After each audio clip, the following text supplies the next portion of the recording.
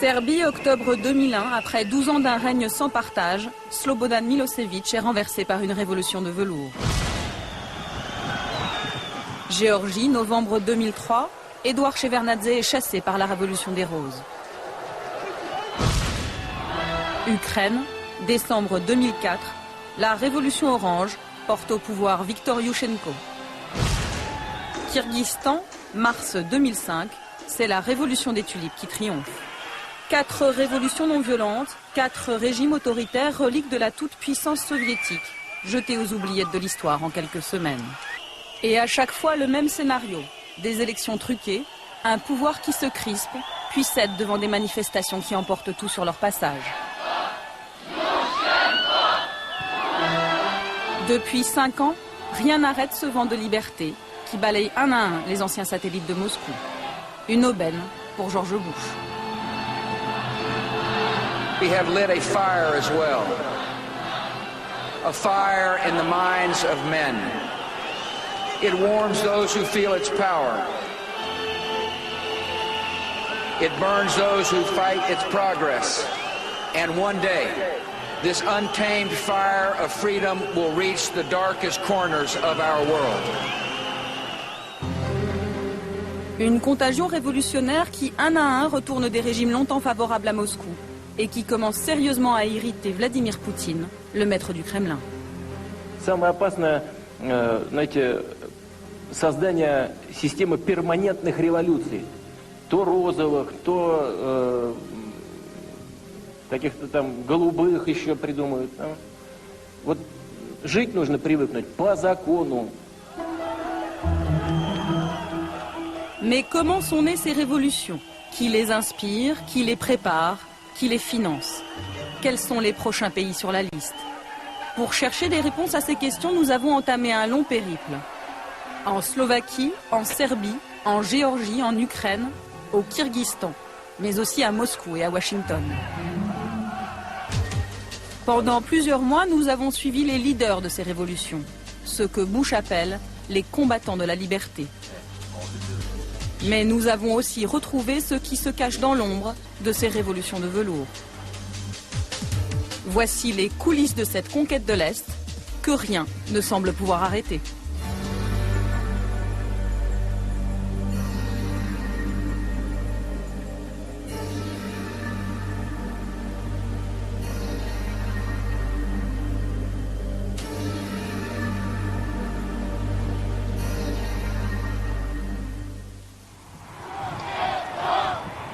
Bratislava, février 2005. Nous sommes à quelques heures du sommet Bush-Poutine. C'est le premier face-à-face entre les deux hommes depuis que la révolution orange a fait basculer l'Ukraine dans le camp américain. Officiellement, c'est le sommet de la réconciliation entre Moscou et Washington. Mais dans un salon discret de l'hôtel Marriott, c'est une toute autre partition qui se joue. Ce soir, la délégation américaine donne un cocktail très privé. Conseillers politiques, hommes d'affaires, lobbyistes. Dans ce salon, que des proches de George Bush, triés sur le volet. Et dans un coin de la salle, les stars de la soirée. Tous les leaders des révolutions de couleur qui ont balayé à l'Est les régimes favorables à Moscou. C'est George Bush qui les a invités personnellement pour les remercier. Je voulais vous remercier d'être tous venus ici. Ce qui nous rassemble, c'est notre cause commune, la liberté. C'est important que nous puissions nous parler entre Serbes, Ukrainiens et Géorgiens, et aussi avec nos amis biélorusses. Autour de la table, 3 vétérans de cette nouvelle internationale révolutionnaire. Ivan Marovic, 33 ans, leader du mouvement étudiant serbe Otpor, qui a fait tomber Milosevic. Giga Bokeria, 34 ans, leader du mouvement étudiant géorgien Khmara, qui a renversé Edouard Shevardnadze. Vladislav Kaskiv, 32 ans, ukrainien, leader de la révolution orange. Autour de la table, on fait des projets. Tu sais, on m'a demandé d'aller voir ce qu'on peut faire à Cuba. T'as besoin d'un visa pour aller à Cuba, toi? Eh bien, pas nous. Pas nous.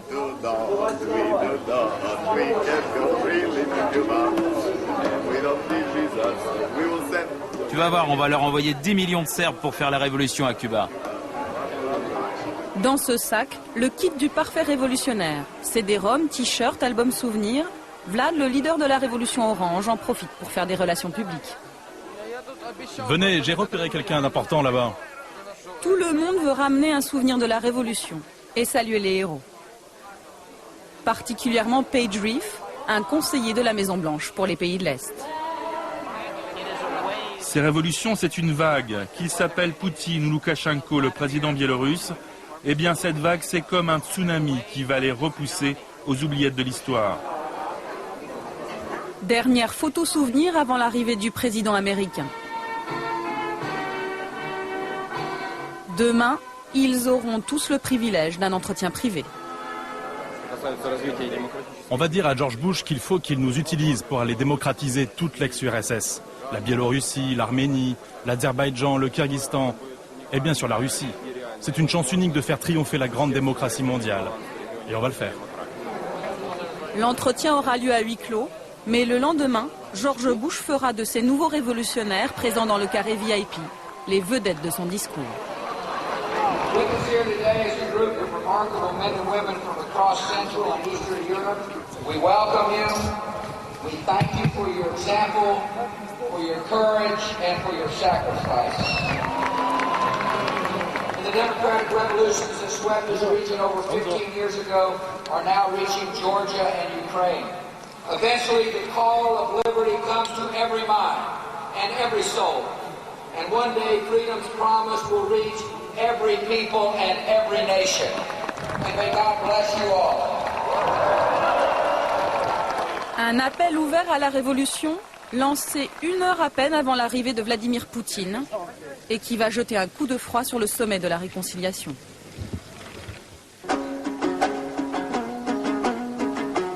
Dix jours plus tard, notre enquête nous conduit à 6000 km de Bratislava, au Kyrgyzstan. Il semble que dans cette ancienne république soviétique d'Asie centrale, on ait entendu l'appel de George Bush. Nous sommes entre les 2 tours des élections législatives et l'ambiance est tendue à Bichkek, la capitale kirghize. Ici, pas de pétrole, pas de richesse naturelle, mais une frontière avec la Chine. Alors, cette petite république est un lieu hautement stratégique pour Moscou et Washington. Les Russes y disposent d'une base militaire. Les Américains aussi ont la leur, 10 fois plus grande.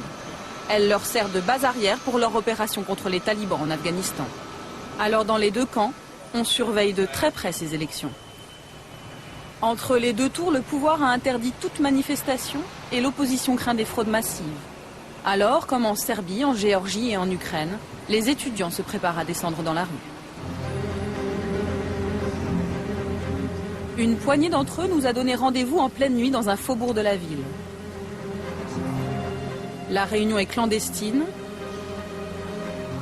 Autour de cette table, une vingtaine d'étudiants opposants au régime.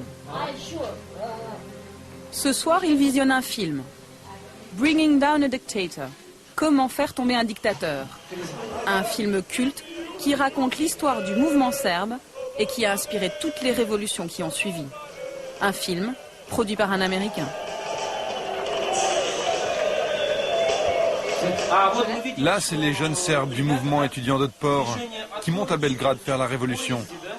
Regardez, il y a des centaines de personnes qui les acclament sur les routes, c'est incroyable.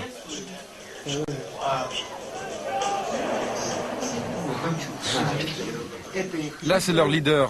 Ils racontent qu'eux non plus n'avaient pas de bureau, comme nous. Eux aussi étaient obligés de se rassembler clandestinement dans les cafés et de communiquer par Internet.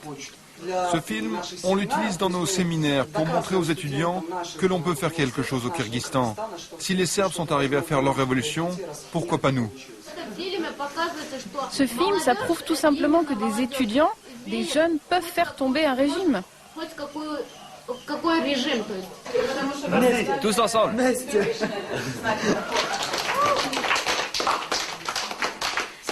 Serbie, Géorgie, Ukraine, Kyrgyzstan, là!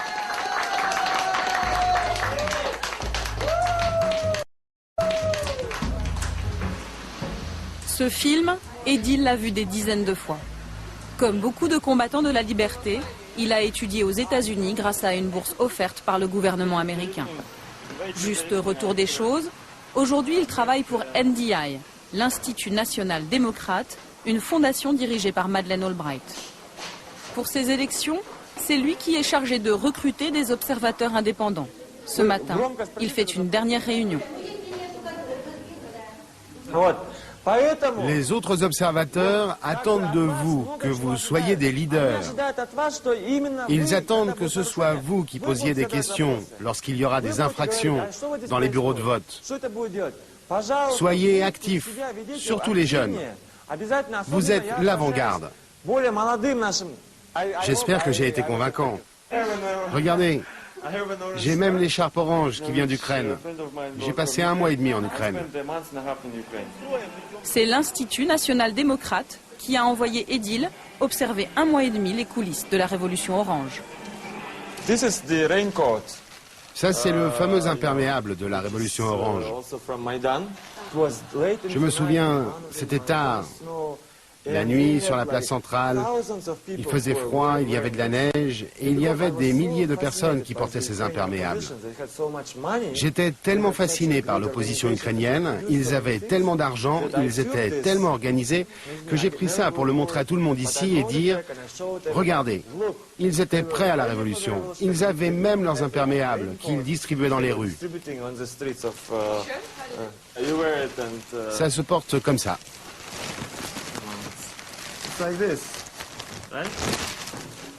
Cette logistique, ces moyens financiers illimités sont bien sûr essentiellement américains. Près de 60 millions de dollars ont été dépensés l'année des élections en Ukraine. Au Kyrgyzstan, les dollars pleuvent aussi. 50 millions pour la location de la base militaire et 50 millions pour aider les associations favorables à la démocratie.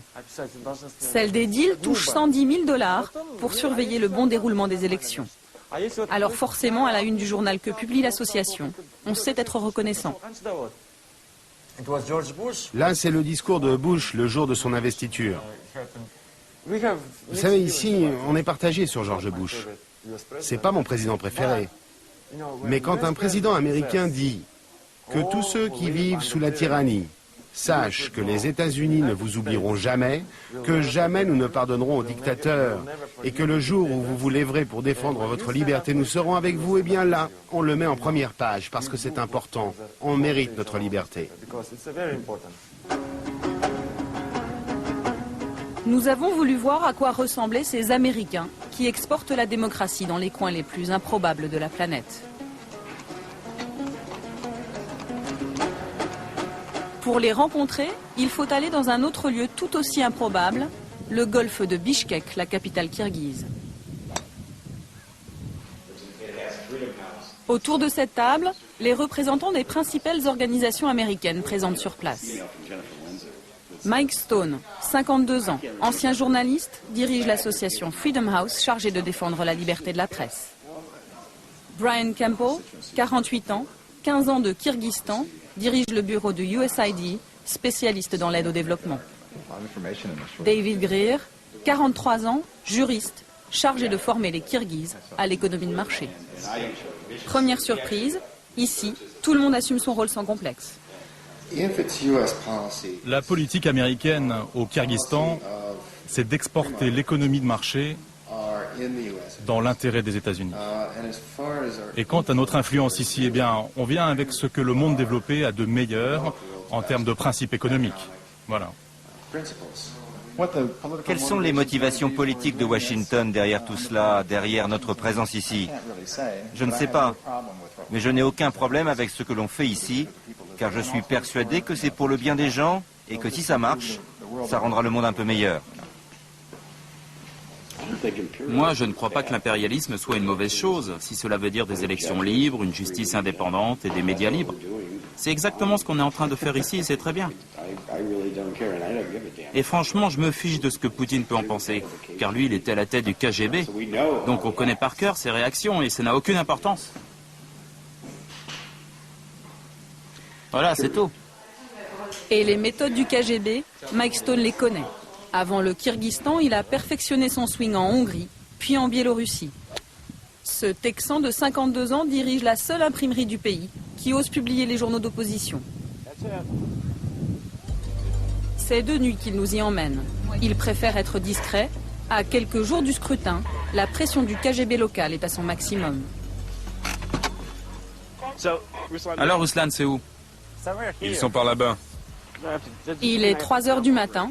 Les ouvriers de l'imprimerie ont repéré une voiture stationnée tout près. Ce soir, la police secrète est de sortie, mais pas tout à fait sur le coup. Alors Mike, il n'y a personne? Si, ils dorment dans la voiture. C'est pas vraiment du bon espionnage. Ah non, ça c'est clair.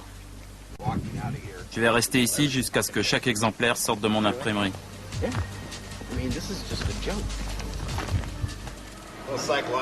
Tout ça, c'est de la guerre psychologique. T'inquiète. Si ça continue, je vais leur mettre de la musique country à fond. Tu sais, du Hank Williams. Jusqu'à ce qu'ils craquent et qu'ils décarpissent. Je suis sérieux, c'est comme ça qu'on a fait au Panama. On passait du rock devant le palais présidentiel jusqu'à ce que Noriega se rende. Vous vous souvenez? C'est ici que Mike et son association Freedom House impriment les 6 journaux d'opposition du pays. Avant son arrivée, il dépendait entièrement du bon vouloir du pouvoir. Dans l'imprimerie, le ton est tout de suite donné. Sur les murs, un message d'encouragement du peuple américain au peuple kirghize. Et sur les rotatives, un petit rappel du nom du généreux donateur, le département d'État américain chargé de la démocratie, du travail et des droits de l'homme. Tout un programme. Mais depuis 10 jours, le gouvernement kirghize a privé l'imprimerie de courant à cause de cette une. Ça, c'est la fameuse une. On peut lire la maison que le président Akayev s'est fait construire.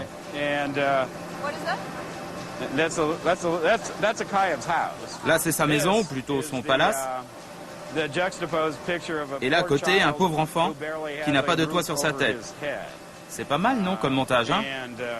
Ce qui est intéressant, c'est que 5 jours après avoir publié ce numéro, ils nous ont coupé l'électricité. Et c'était 5 jours avant le premier tour des élections. L'imprimerie fonctionne désormais grâce à 2 générateurs prêtés par l'ambassade américaine. Mais le bruit court dans tout Bishkek que c'est pour une toute autre raison que Mike est privé d'électricité. Il paraît que vous avez publié ici un manuel pour faire tomber les dictateurs.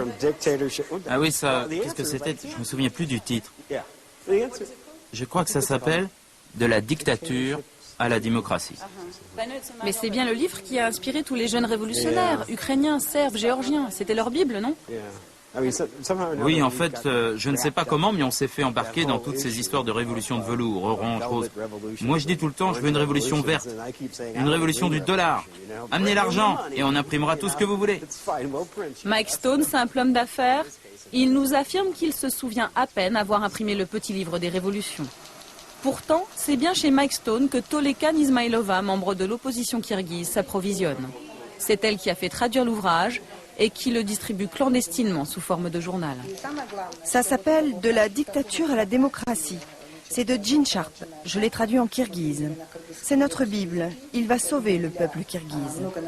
C'est une arme puissante. Ça explique comment faire tomber un régime dictatorial de manière non violente. Les Serbes, les Géorgiens, les Ukrainiens s'en sont tous servis pour faire leur révolution. Ça explique les faiblesses de la dictature. Comment organiser une révolution non violente. Et surtout, ça explique la stratégie pour venir au pouvoir. J'en ai fait imprimer 6000 exemplaires et il n'en reste plus qu'une centaine. Il faut que j'en imprime d'autres. Les étudiants se l'arrachent. Ils le distribuent dans toutes les facs. Ils aiment tellement ça dans mon village qu'ils attendent la suite. Ils ont tous envie de changer le pouvoir. J'ai envoyé des milliers de copies dans tout le pays. Dans le nord, on a des militants qui le distribuent. Dans le sud, c'est déjà très populaire. Ça commence à marcher. Les révoltes ont déjà commencé là-bas. Retour à l'imprimerie. Mike Stone prépare la une du lendemain. Une première page encore très politique qui ne va pas arranger ses relations avec les autorités. Regardez, là c'est le président Kuchma, l'Ukrainien, et Shevardnadze, le Géorgien. Ils ont été rayés. Et puis on a écrit Akayev est le prochain sur la liste. Akayev, c'est le président kirghize, bien sûr. Élu la première fois il y a 15 ans, à plus de 95% des voix. En fait, ça pourrait être un nouveau jeu. Nommez le dictateur, essayez de savoir qui est qui. Là, Loukachenko, Poutine, et là, c'est qui? Visiblement, Mike Stone n'a peur de rien, sans doute parce qu'il peut compter sur le soutien indéfectible de son patron, le sénateur républicain John McCain, un proche de George Bush. Nous sommes allés le rencontrer au Sénat américain à Washington. C'est lui qui dirige depuis plus de 10 ans le puissant IRI, l'Institut international républicain chargé d'exporter la démocratie dans le monde. C'est son institut qui finance en partie l'imprimerie de Mike Stone et le sénateur n'y voit aucune ingérence dans les affaires kirghizes. Je ne crois pas qu'apprendre aux gens ce qu'est la démocratie, c'est vouloir renverser un gouvernement.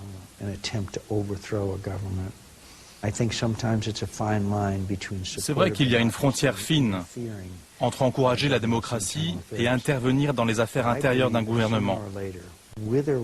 Mais je suis persuadé que même sans l'aide des fondations américaines, il y aurait eu un jour des révolutions en Ukraine, en Géorgie, au Liban. C'était inévitable. Cette ligne étroite qui sépare le soutien au mouvement démocratique de l'ingérence dans les affaires d'un pays indépendant, le sénateur McCain va la franchir allègrement devant notre caméra. Excédé par les coupures de courant qui paralysent l'imprimerie, il a demandé à Mike Stone de convoquer le ministre des Affaires étrangères kirghize en personne pour une réunion téléphonique. Et quand le sénateur américain ordonne, le ministre kirghize se déplace. Yeah, sure. Good morning from Washington, good afternoon in London, Prague, and Moscow, Beijing, and Baghdad, and good evening in Bishkek. I'm John McCain, ready for the media support. Pour que chacun retienne la leçon, la plupart des bureaux de l'organisation sont à l'écoute. The Kyrgyz Republic is an important ally of the United States, and we have expected that the printing press will continue to operate without obstacles created by either the Kyrgyz government or any state-controlled agencies. I'm outraged by the forced shutdown of the only independent printing press in Kyrgyzstan. This sort of information control is reminiscent of the old Soviet days and simply has no place in a free society. Pendant plus d'une heure, le ministre kirghize va encaisser. Il n'a pas les moyens de se défendre. Son pays surendetté est économiquement dépendant des États-Unis. À la fin du sermon, il est même contraint de s'excuser. Mr. McCain, do you hear me? Господин Маккейн, вы меня слышите? Да, я вас слышу. We are very sorry. Such incidents, which we are sorry about, should not put shadow on the image of our government, on its many times expressed commitment to support of independent mass media. Thank you. Thank you. Si une société n'est pas assez mûre pour la démocratie, il est contre-productif d'essayer d'imposer cette démocratie.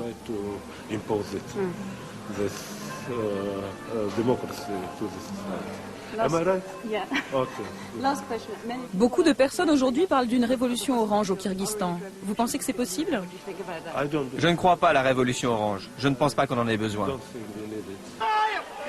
Mauvaise analyse politique.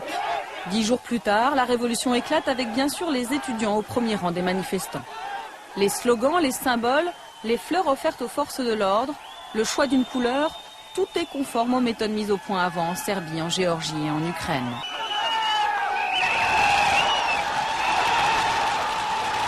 En 2 heures, le pouvoir est balayé, le palais présidentiel est pris d'assaut. Et le régime du président Akayev, qui régnait en maître depuis 15 ans, s'effondre.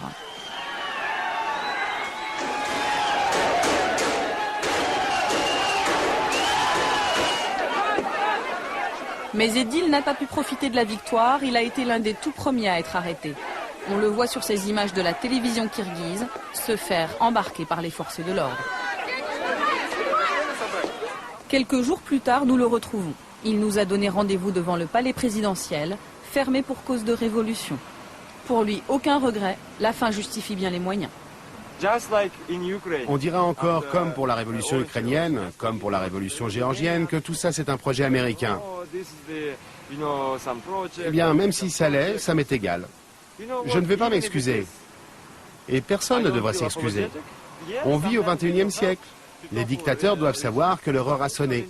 Les États-Unis font tomber des dictatures et alors, c'est pas de l'ingérence. On vit à l'heure des droits de l'homme, de la démocratie. C'est comme ça. En fait, ce qu'on ressent, nous tous ici à l'imprimerie, c'est sans doute un sentiment de mission accomplie. Nous laissons Bichkek à sa révolution et Mike à ses affaires. Direction Boston. Nous voulons rencontrer l'auteur du petit livre que tous les révolutionnaires s'arrachent. Il travaille ici à la fondation Einstein qu'il a créée en 1983. C'est un universitaire qui théorise depuis 40 ans sur la révolution non violente. Il s'appelle Gene Sharp. Il a écrit son livre il y a 15 ans. Depuis que les révolutionnaires serbes en ont fait leur Bible, les traductions se multiplient. Je n'en reviens pas. Il a déjà été traduit en 21 langues. Et il n'en finit plus de se répandre. Son livre « De la dictature à la démocratie » est un véritable mode d'emploi de la révolution pacifique, avec des recettes simples comme « Comment fraterniser avec la police, pilier de toutes les dictatures ». Par exemple, en Serbie, l'opposition a appliqué à la lettre nos conseils. Et ils ont procédé par étapes pour neutraliser l'armée et la police, pour que le jour de la révolution, la répression soit moins brutale. 2 ans avant la chute de Milosevic, des garçons et des filles de 14 ans envoyaient des colis avec de la nourriture aux policiers pour affaiblir leur morale et leur soumission à Milosevic. Plus tard, les leaders de la révolution ont contacté des officiers supérieurs du régime pour négocier, pour que le jour J, les cordons de police se brisent et laissent passer les manifestants. Et c'est ce qui s'est passé.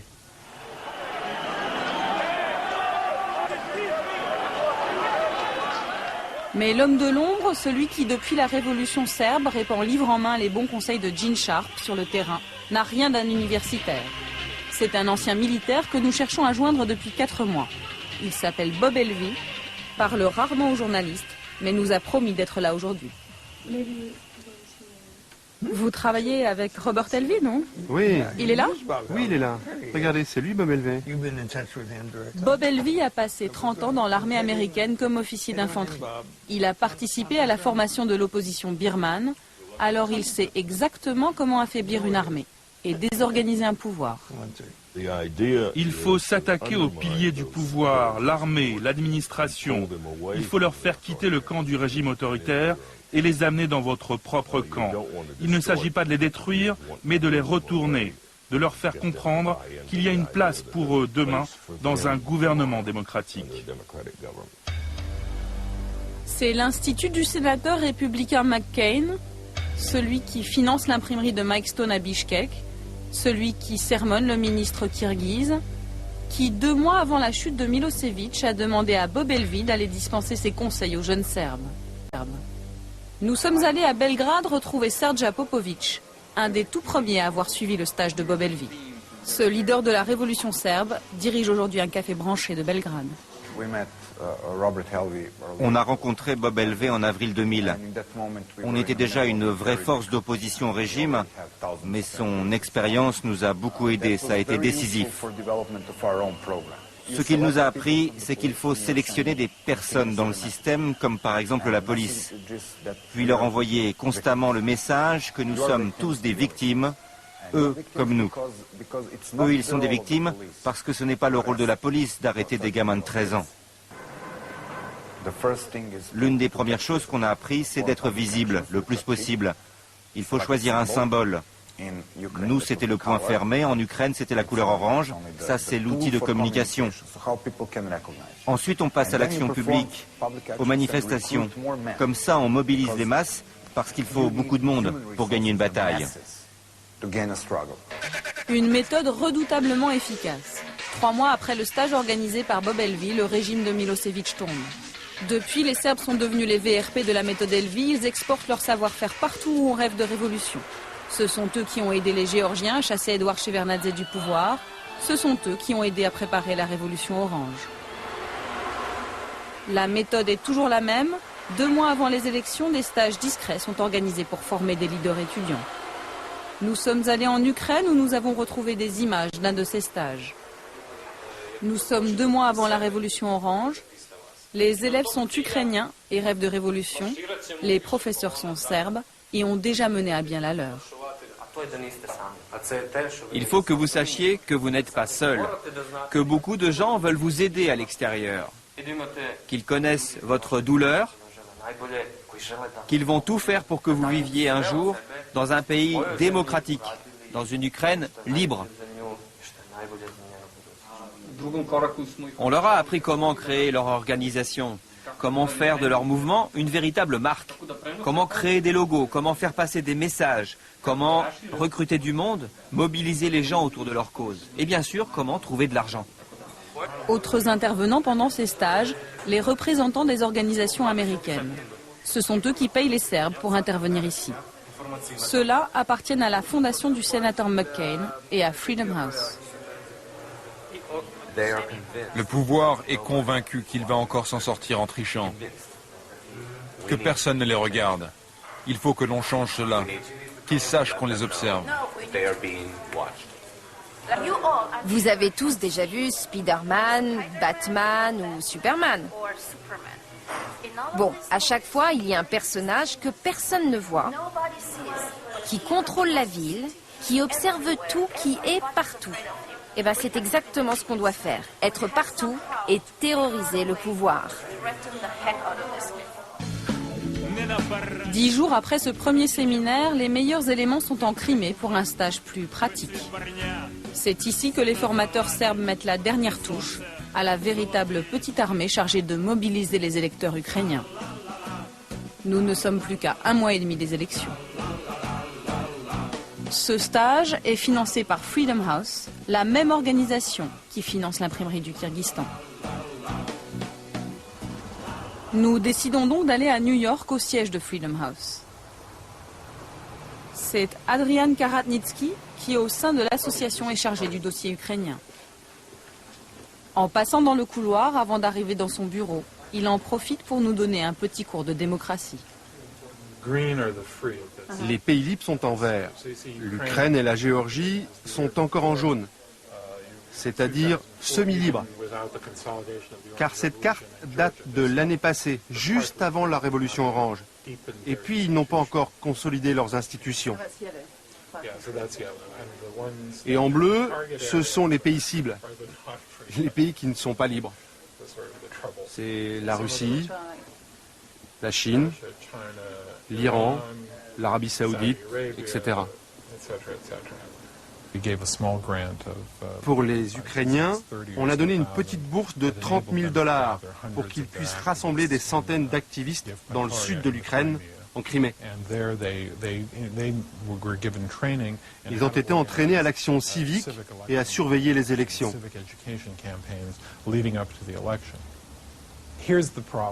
En fait, dans les années 50, 60 et 70, ce genre d'activité était mené par la CIA de manière cachée. Cela donnait l'impression que les services de renseignements américains noyautaient les organisations et les partis politiques des pays. Ça faisait passer les mouvements locaux pour des instruments de la CIA. Il a donc été décidé que les États-Unis feraient désormais ce genre d'activité de manière transparente et publique. Et c'est ce qu'on fait avec nos fondations. Et la méthode est efficace. Nous sommes allés le vérifier en Géorgie, une Géorgie qui depuis la révolution des roses en 2003 a basculé dans le camp américain. Cet après-midi, Tbilissi, la capitale, attend la visite du président Bush. Les États-Unis déversent ici plus de 100 millions de $ par an d'aides diverses et possèdent, comme au Kyrgyzstan, une base militaire stratégique.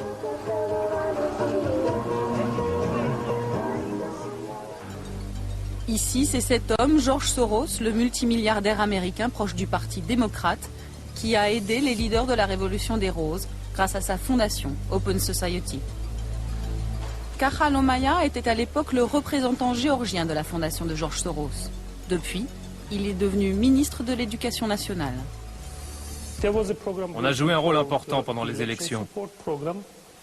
L'un de nos programmes, par exemple, c'était d'inciter les gens à aller voter.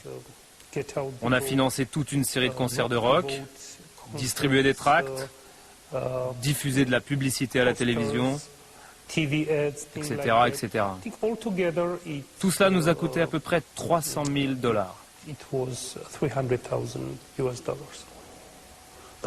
Là, c'est moi avec Bush père.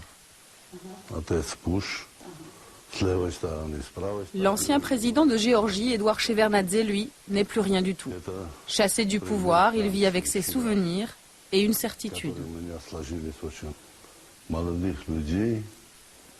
Les jeunes politiciens qui ont pris le pouvoir ont été pour la plupart financés par George Soros, le célèbre milliardaire américain. Je ne sais pas pourquoi il a voulu renverser le gouvernement géorgien. Mais ça n'a pas été une révolution. C'était un coup d'État.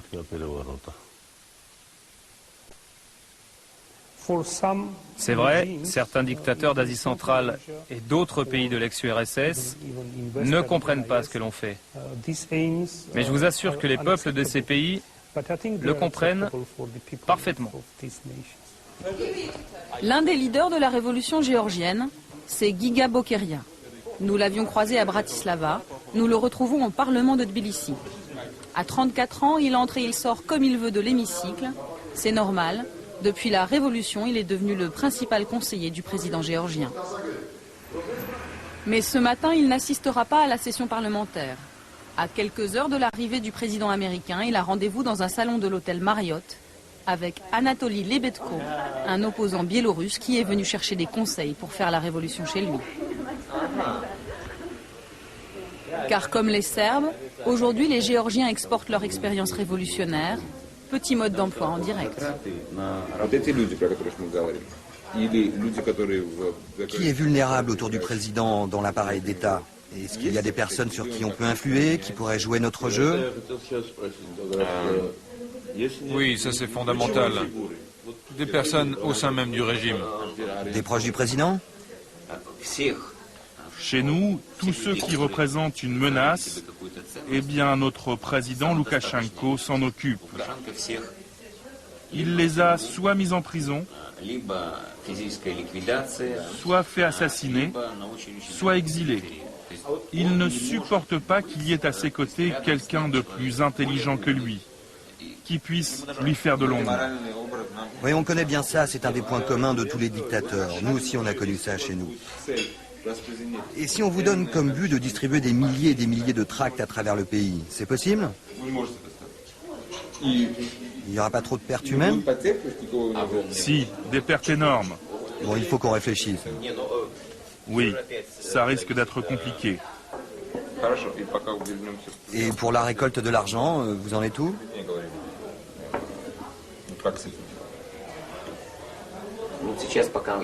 Pour l'instant, on a surtout un soutien politique et des promesses d'aide. Il y a une décision du Congrès des États-Unis qui doit nous donner plusieurs millions de dollars, mais on attend. La question principale, c'est effectivement l'argent. On va vous aider. On va faire quelque chose pour vous. On va vous donner des recettes pour prendre le pouvoir. Tu crois pas qu'il vaut mieux qu'ils éteignent la caméra? Vous pouvez arrêter de filmer, là? 2 heures plus tard, dans le hall de la Banque centrale, Giga a remis son costume de conseiller. Avant l'arrivée de George Bush, le président géorgien s'apprête à rencontrer les correspondants de la Maison-Blanche. Pour nous, cette visite de Bush, c'est comme revenir sur la carte du monde après 200 ans de colonisation par l'Empire russe et soviétique. Celui qui invite ce soir, c'est lui, Bruce Jackson. Ancien officier de l'armée américaine, il est passé par les renseignements militaires et Lockheed, une multinationale de l'armement. Aujourd'hui, il dirige une fondation appelée sobrement Projet sur les démocraties en transition. En fait, on le retrouve partout où naissent les révolutions de velours. L'homme est discret, pourtant il accepte de nous faire partager sa vision du monde. C'est simple, ce qu'on voit en Russie, ça ne nous plaît pas. Il n'y a pas assez de démocratie et le pouvoir oppresse le peuple. C'est décevant. Ce qu'on voit ici, par contre, ou en Ukraine, eh bien ça nous plaît. Ça correspond à ce que l'on attend d'eux, ce qu'on attend d'une démocratie. Le choix est simple. D'un côté, c'est décevant, de l'autre, c'est excitant. Officiellement, Bruce Jackson n'est pas en tête sur la liste du protocole. Pourtant, quand le président géorgien arrive, c'est lui qu'il salue en premier. Monsieur le Président, laissez-moi vous présenter Brian, de CBS. Mikhail Saakashvili, 36 ans, est le plus jeune président du monde. Avocat, il a été formé à Harvard. Il doit beaucoup aux États-Unis et il le sait. Après tant d'années d'oppression et de corruption, la Géorgie est aujourd'hui un exemple vivant que la démocratie peut marcher dans cette région du monde. On croit dans les mêmes valeurs que les Américains et on se souvient de ce que les États-Unis ont fait pour nous ces dernières années. On est très heureux de vous accueillir ici. Et depuis qu'il peut compter sur le soutien sans faille des États-Unis, le jeune président géorgien n'hésite pas à s'en prendre directement à l'ex-grand frère soviétique. C'est clair qu'il faut que les bases russes quittent la Géorgie. On veut le faire de manière civilisée, on ne veut pas les pousser dehors. Mais regardez donc les Syriens, ils ont bien quitté le Liban en 3 semaines alors qu'ils avaient 4 fois plus d'hommes que les Russes ici. Tout le monde doit comprendre aujourd'hui qu'il n'y aura plus jamais d'empire soviétique. À quelques pas du président géorgien, Bruce Jackson est très attentif. J'ai dit quelque chose qu'il ne fallait pas? Non, continuez, monsieur le président, tout va bien. Allez, c'est bon, laissez le président un peu tranquille, il n'a même pas pu boire un verre de vin. On vous présente souvent comme l'homme de l'ombre de ces révolutions. Oui, je sais, et ça m'attriste que la presse française écrive ce genre de choses. Ce n'est pas ce que je fais. Vous savez, il y a plein de gens du gouvernement ici, beaucoup plus intéressants à voir que moi. Fin de l'interview. Bruce Jackson s'éclipse discrètement avec Giga. Nous lui arrachons tout de même la promesse de nous recevoir au siège de sa fondation à Washington. Au centre de Tbilissi, l'ambiance monte.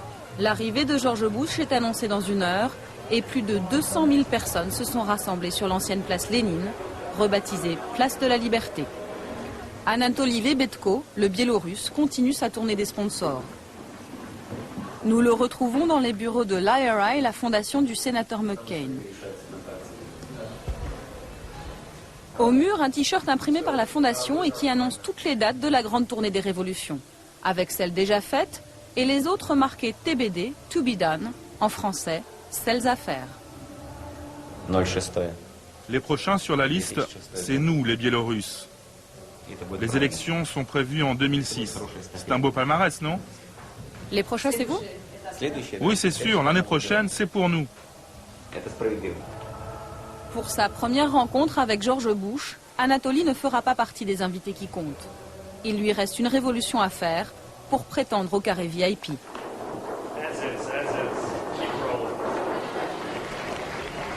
Il est 15 h. George Bush prend la parole pour marteler le même message, toujours et encore. As free nations, the United States and Georgia have great responsibilities, and together we will do our duty.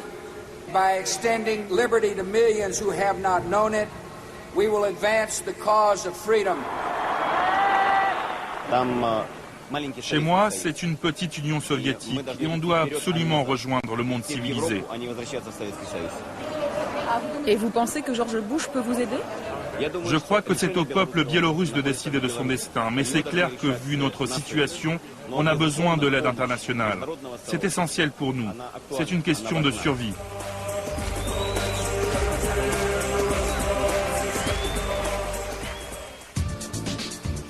Quelques jours plus tard, direction Washington. Après des mois d'attente, Bruce Jackson, le lobbyiste en chef de la Maison-Blanche, nous autorise enfin à venir au siège de sa fondation. Tout sourire, il nous fait visiter le bureau où sont passés tous les leaders des révolutions de couleur. Au mur, des photos de son père, un des fondateurs de la CIA, et puis de George Bush, bien sûr. Sa femme est biélorusse et elle aussi très active. Regardez là, c'est ma femme, avec Condi Rice. Avec qui? Là ici, Condi Rice, et ma femme. Alors elle est comment, Condi Rice? Vous avez l'impression qu'elle vous soutient? Elle est formidable. Elle vient de dire publiquement que la Biélorussie devait devenir un pays libre, qu'il fallait changer le régime et que les États-Unis allaient tout faire pour obtenir cela. En fait, on a créé un ministère des Affaires étrangères parallèle. Le président biélorusse, Loukachenko, ne peut pas être reçu à la Maison-Blanche et nous, on peut. Surprise, nous voyons débarquer Giga Bokeria, le leader de la révolution géorgienne. De passage à Washington, il est venu saluer Bruce Jackson et se féliciter avec lui du démantèlement des bases russes dans son pays 10 jours à peine après la visite de George Bush à Tbilissi. Regarde, je t'ai apporté un t-shirt historique. Je ne suis pas sûr de la taille, mais c'est le t-shirt de la révolution géorgienne. C'est un collector, il n'en reste que 12 en Géorgie.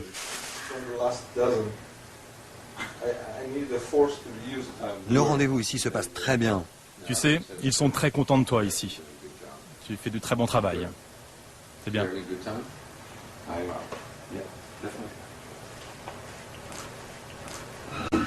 Deuxième surprise de la journée, l'arrivée de ces 2 jeunes étudiantes russes opposant à Vladimir Poutine. Elles viennent tout juste de créer un mouvement d'opposition et sont ici pour chercher du soutien. Bruce Jackson ne tient pas à ce que nous restions, c'est sa femme biélorusse qui insiste. Les 2 jeunes Russes sont surprises elles aussi. Elles ne s'attendaient pas à rencontrer le héros de la révolution géorgienne. Vous connaissez Giga Abokarian? Giga, le roi de Géorgie, le héros de la révolution. Enchanté.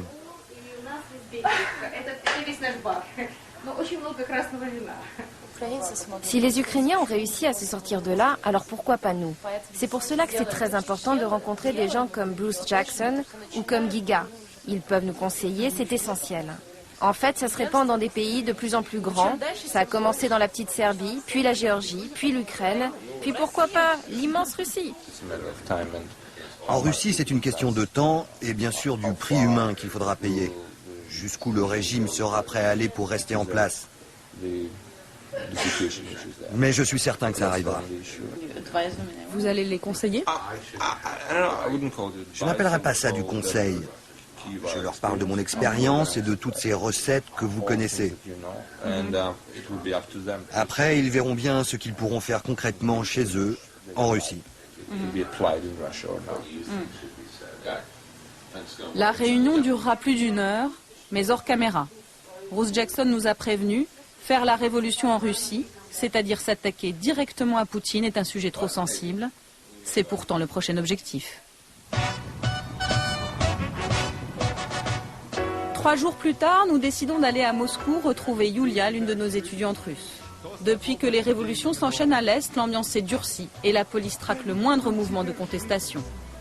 Yulia a installé les bureaux de son tout jeune mouvement ici, au rez-de-chaussée de cette maison du centre de Moscou.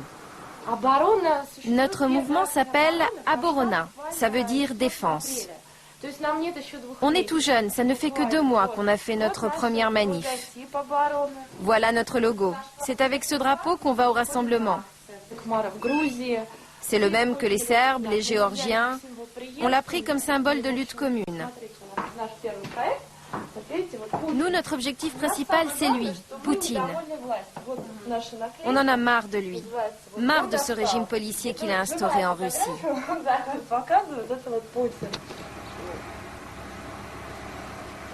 Ce matin, les militants du mouvement organisent leur 3e manifestation. Tous ont été arrêtés après la 2e et sortent juste de garde à vue. Les flics nous ont vraiment pris comme cible ces derniers temps. Les aumônes, les forces spéciales, nous ont même fichés. Ils ont nos noms et nos photos et nous montrent du doigt pour nous faire sortir des manifs et nous arrêter. Léna a 21 ans. Elle est étudiante en économie. Toutes ces révolutions de couleurs qui ont lieu dans les autres pays ont crispé le pouvoir en Russie. Le Kremlin parle de la peste orange. Il n'arrête pas de dire, en Russie, il y a le risque de la peste orange. Ils ont vraiment peur. Ces fascistes du Kremlin sont terrorisés qu'il y ait une révolution orange ici. Que le peuple russe se révolte et fasse tomber le régime de Poutine. Finalement, les intimidations de la police ont marché. Ils ne sont qu'un peu plus de 300 à la manifestation, encadrés par les tristement célèbres forces spéciales qui opèrent en Tchétchénie.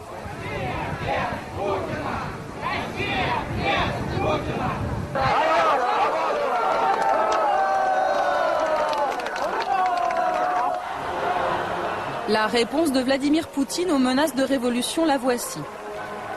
Ils s'appellent les Nashis, ce sont les jeunesses poutiniennes, un mouvement très encadré par le pouvoir russe et créé juste après la révolution orange. À chacune de leurs manifestations, ils sont des dizaines de milliers à faire front contre ce qu'ils appellent le virus révolutionnaire.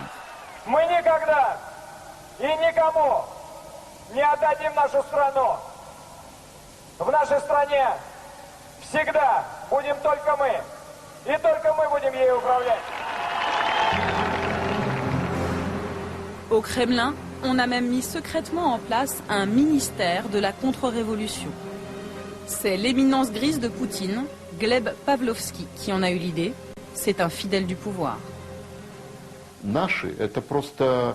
Vous savez, les Nashis, ça n'est que la partie visible de la contre-révolution, du front uni pour Vladimir Poutine. Si on nous y pousse, on pourra activer toutes les armes de ce front, et elles sont redoutables. On va commencer par résister à nos frontières. On ne va pas laisser les États-Unis se mêler de nos affaires. On ne veut pas que l'Amérique soit chez nous, dans notre maison. On ne veut pas que les États-Unis nous apprennent à être russes. Si les Américains décident d'aller jusqu'au bout de leur conquête de l'Est, et si la révolution russe a vraiment lieu, beaucoup prédisent qu'elle aura une couleur toute choisie. Rouge. La couleur de l'affrontement inévitable entre deux forces que lentement mais sûrement, on est en train de dresser dangereusement l'une contre l'autre.